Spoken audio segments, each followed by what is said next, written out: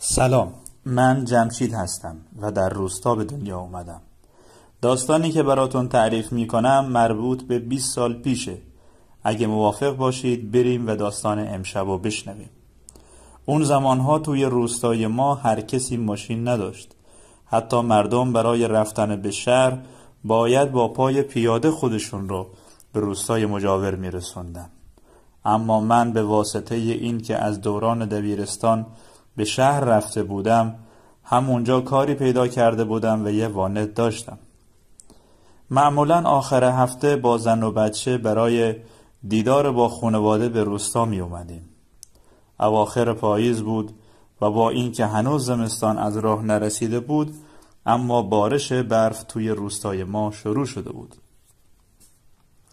تازه به خونه پدرم رسیده بودیم که یکی از اهالی به نام مهرداد دوون دوون به سمت ما اومد. مشخص بود که نگرانی بزرگی در دل داره، اما از دیدن من خوشحال شده بود، یا بهتره بگم از دیدن ماشین. قیافه مهرداد ما رو هم نگران کرده بود. جلو رفتم و گفتم چی شده مهرداد؟ زائو داریم؟ آخه زنش باردار بود. مهرداد که از شدت دویدن و سرما آب دماغش به راه افتاده بود گفت هنوز وقتش نرسیده، اما پریسا میگه بچه تکون نمیخوره. با حرفی که مهرداد زد زنها واکنش‌های از سر ناراحتی نشون دادن. بی مقدمه به سمت ماشین رفتم و از مهرداد خواستم سوار بشه. خانومم میخواست همراهی کنه، ولی مهرداد گفت مادر خانومم و خواهر پریسا هستن. خلاصه من و مهرداد حرکت کردیم به سمت خونه مادر زنش. وقتی پریسا و مادر و خواهرش سوار ماشین شدن راه افتادیم به سمت شهر. برف باریده بود اما ضخامتی نداشت، شاید در حد 2-3 میلیمتر. مادر زن مهرداد پشت سر هم خدا رو شکر میکرد که من رسیدم، که مجبور نیستن برای رفتن به شهر پیاده به روستای مجاور برن. تقریبا همه چی به روال بود و مسیر کم کم طی شد تا به جاده ای رسیدیم که از دل جنگل میگذشت. معمولا مردم برای تهیه سوخت به اونجا میرفتن. جاده خاکی جنگل با کوچکترین بارشی تبدیل به باتلاق میشد، اما خب برای ما که سوار وانت بودیم اهمیتی نداشت. همینجور که گاز میدادم و جاده رو طی میکردیم ماشین توی چاله آبی افتاد و دیگه بیرون نیومد. مهرداد از ماشین پیاده شد تا هل بده، اما فایده‌ای نداشت. زنها پیاده شدن، باز هم وانت راضی نشد و بالا نیومد. مهرداد که از تقلا عرق کرده بود جلو اومد و پرسید چه کار کنیم حالا؟ راستش چیزی به ذهنم نمی رسید. جاده‌ای که ما توی اون گیر افتاده بودیم هفته یک ماشین توی خودش میدید که اونم وانت من بود. به همین خاطر انتظار کشیدن برای کمک کار بیهوده‌ای بود. حدود 10 کیلومتری با جاده اصلی فاصله داشتیم. با شرمندگی به مهرداد گفتم بهتره بقیه راهو پیاده بریم. مهرداد نگاهی به زنها کرد. مادر خانومش سری تکون داد و گفت باید زودتر پریسا رو به بیمارستان برسونیم. درهای ماشین رو قفل کردم و به همراه مهرداد و خانواده راه افتادیم به سمت شهر. جنگلی که از اون عبور می کردیم به گوریهای زمستونش معروف بود. توی راه 100 بار به خودم و وانت لعنت فرستادم که چرا توی این ناکجا آباد مردم رو زمین گذاشتیم. پاییز بود و قبل از این که به خودمون بیایم هوا تاریک شد. مهرداد با چماق مثل پروانه دور زنش میچرخید. البته چماق رو برای محافظت از اون برداشته بود. حدود 2 کیلومتر رفته بودیم که صدای دویدن عده‌ای از عمق جنگل بلند شد. صدا آنچنان غافلگیر کننده بود که خواهر زن مهرداد جیغ بنفشی کشید. مهرداد توقف کرد و به جنگل چشم دوخت. هیچی توی اون تاریکی پیدا نبود. نگاهشو به سمت من چرخوند و گفت جمشید یه چیزی پیدا کن. دویدم و در حاشیه جاده شاخه بلندی پیدا کردم. بدون اینکه شاخه های فرعی رو بشکنم از زمین برداشتمش. معمولاً اگر گرگ ها دسته‌ای حمله می کردن فرصت چماق زدن به تک تک اونها نبود، اما با شاخه ای که من پیدا کرده بودم حسابی به دست و پاشون می پیچیدم. بدبختی اینجا بود که هیچ وسیله‌ای برای روشن کردن آتش هم نداشتیم. از وقتی صدای دویدن بلند شد جنگل دیگه آروم نگرفت. از هر گوشه صدایی بلند می شد و رفته رفته بیشتر می شد. مهرداد سمت راست خانوادش بود و من سمت چپ. تا حدودی هم عقب‌تر حرکت می کردم. همینجور با ترس و لرز حرکت می کردیم که یهو صدای دویدن پشت سرم بلند شد. یکی حمله می کرد. سری با شاخه توی دستم چرخیدم، هر چند که مطمئن بودم خیلی دیر جنبیدم. اما وقتی به سمت صدا چرخیدم هیچ کس دیده نمی شد. از تعجب شاخه رو انداختم و چند باری به اطراف نگاه کردم. مهرداد که متوجه حرکات من شده بود صدا زد چی شده جمشید؟ شاخه رو از زمین برداشتم و جواب دادم هیچی. دوباره به راهمون ادامه دادیم، اما هنوز چند قدمی طی نشده بود که این دفعه مهرداد به عقب چرخید و بهت زده به اعماق جاده خیره شد. من که بوهایی برده بودم پرسیدم چی شده مهرداد؟ سری تکون داد و چیزی نگفت. ترسم بیشتر شد.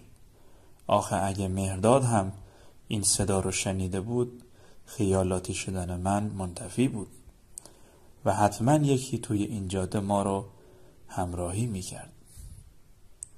با این وجود تنها یک راه فرار داشتیم و اون هم ادامه دادن مسیر بود. مادرزن و خواهرزن مهرداد دو طرف پریسا رو گرفته بودن. همینجور که جلو می اومدن یهو مادرزن مهرداد ایستاد و بسم الله گفت. من که با شنیدن نام خدا حدسم به یقین تبدیل شد به اونها نزدیک شدم و پرسیدم چی شده بیبی؟ گرگ دیدی؟ بیبی سعیده اشاره ای به چاله آب روبرومون کرد و گفت یکی توی چاله راه میرفت. نگاه کن. با ترس و لرز چرخیدم سمت چاله. ساکن به نظر می رسید، اما درست زمانی که خواستم اینو به بیبی بگم آب به تلاطم افتاد و مشخص بود یکی توی چاله داره راه میره. اما هر چی که بود گرگ نبود. اصلا دیده نمی شد. من که از ترس صدام به لرزه افتاده بود به سمت مهرداد چرخیدم. مهرداد هم حال و اوضاعش مثل من بود. پریسا و خواهرش هم اینقدر ترسیده بودن که عوض چاله به سمت چپ جاده نگاه میکردن. صدای بیبی ما رو به خودمون آورد و گفت بسم الله کنید و حرکت.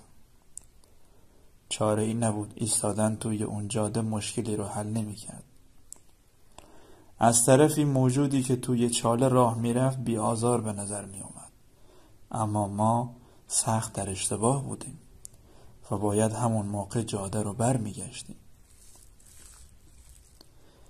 یادم وقتی تنهایی با ماشین می اومدم چند باری پیرمردی رو می دیدم که تنهایی بین درختها می چرخید. نمیدونم شاید اون هم پیرمرد نبود و اونجوری به دید من می اومد.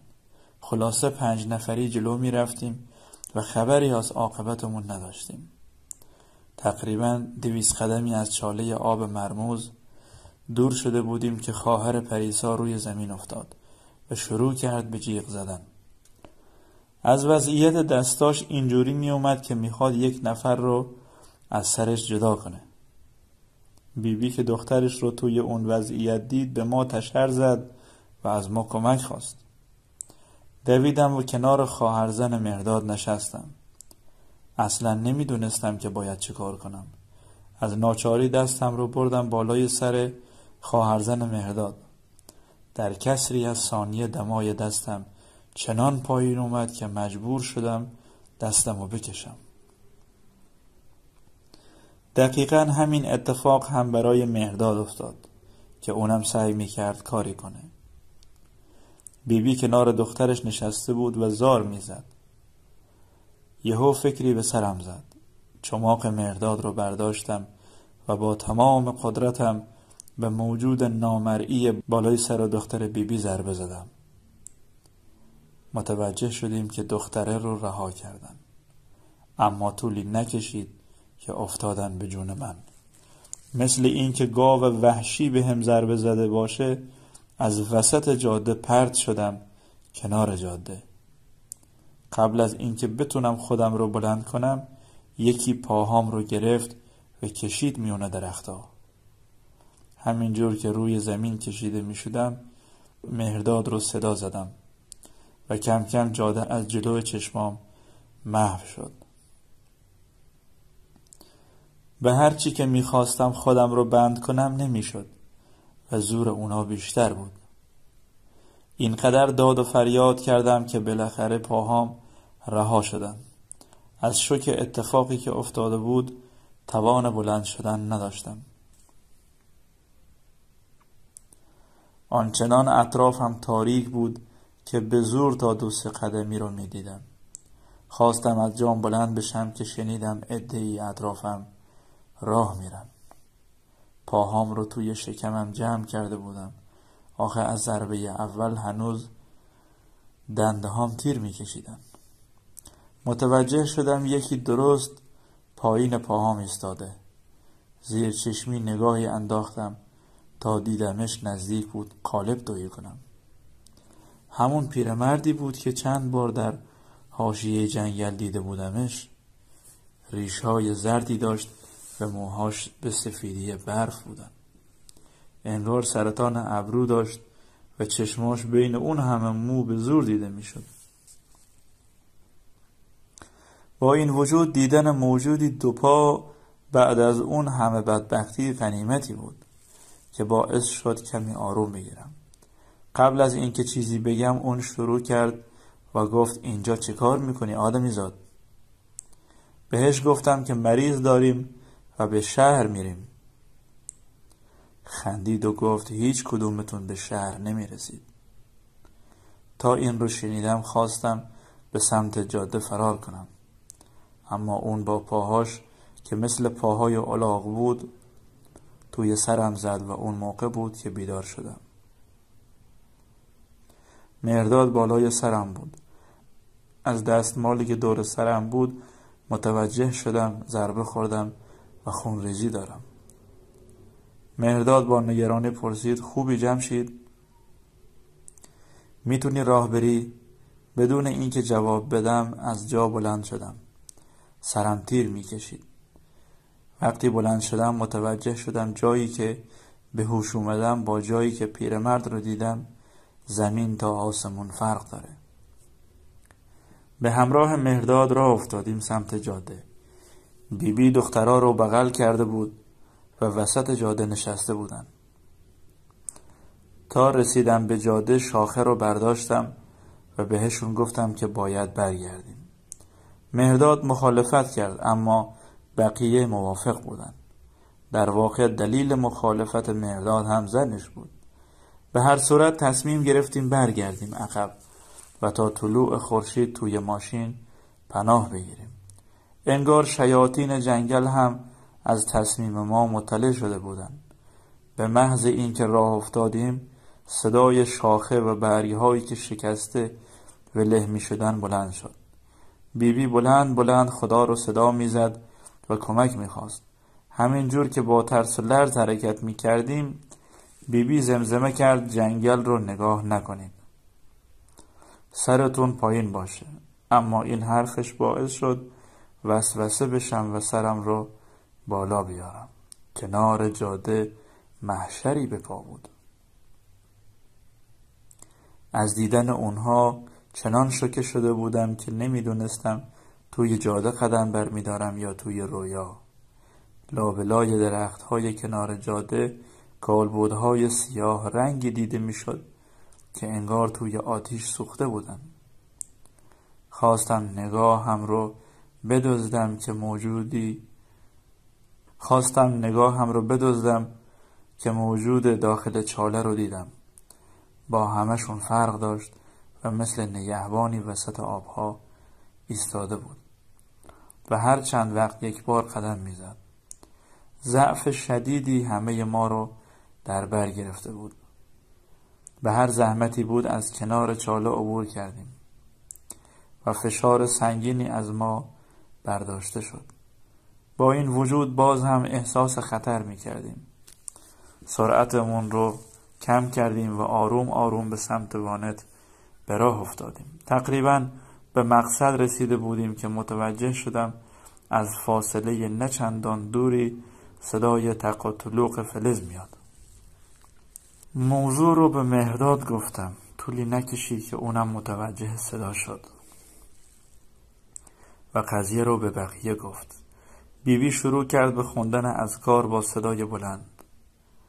اما تشخیص ما اشتباه بود و این کار خطرناک. با بلند شدن صدای بیبی صدای تلق و طلوق قطع شد، اما مشخص بود که موجوداتی روی زمین راه میرن و ماجرا جایی بدتر میشد که از صدای پاهاشون معلوم بود که به ما نزدیک میشن. مثل شغال به تاریکی خیره شده بودم و سعی داشتم خطر رو شناسایی کنم. یهو صدای جیغی بلند شد و پشت اون نعره مهرداد به هوا رفت. تا برگشتم دیدم روی زمین افتاده و موجودی پشمالو و بزرگ سعی داره گردنش رو پاره کنه. باورم نمیشد گرگ بود.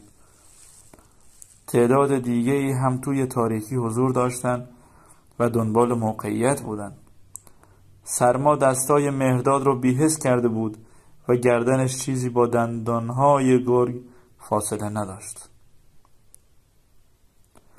به خودم اومد و با شاخه‌ای که همراه خودم آورده بودم دویدم سمت مهرداد.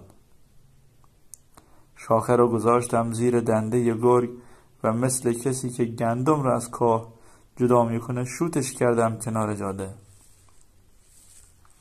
تا مهرداد بلند شد همگی دویدیم سمت وانت. قفل بودن درها نزدیک بود به قیمت جونمون تموم بشه. مهرداد حسابی از دستم کفری بود.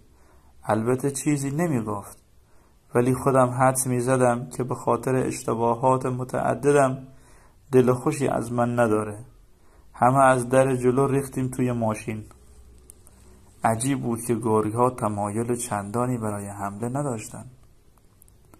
فقط یک بار شانسشون رو امتحان کردن که اونم به در بسته خورد.